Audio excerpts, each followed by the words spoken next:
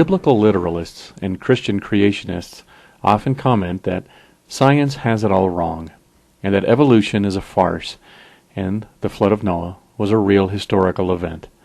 Some creationists even pretend to be scientists, with fancy letters after their names to impress the gullible. When confronted with skepticism and a puzzle begging to be solved, real scientists don't hide behind websites, museums, or statements of faith. Real scientists conduct experiments, put their hypotheses to the test. Recently, archaeologists discovered evidence that the ancient Egyptians may have made vessels capable of enduring a voyage on the open sea. Skeptics quickly dismissed the assertion as impossible. The ancient Egyptians didn't have the technology to create such a vessel, skeptics claimed, and were confined to traveling only the Nile. Other scientists, however, captivated and curious about the Egyptian inscriptions discovered that seemed to suggest such a remarkable claim, decided to test the hypothesis. Could the ancient Egyptians have engineered and built a boat capable of traveling the Red Sea?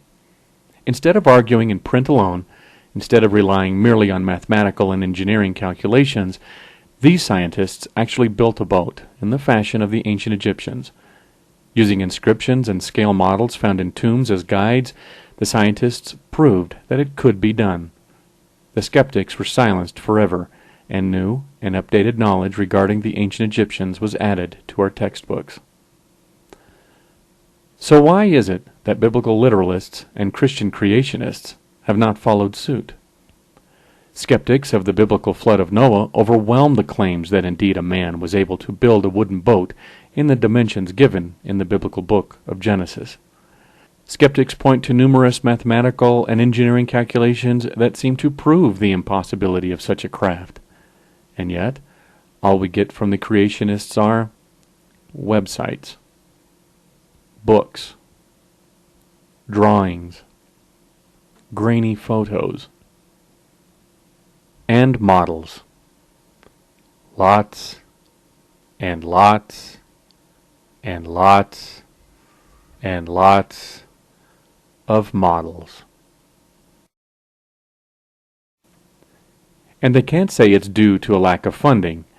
They seem to have no problem affording megachurches, television studios, radio stations, schools, book publishers, a museum, cars, jewelry, a city. So, who's doing the real science here? Come on, creationists. It's time to put up or shut up.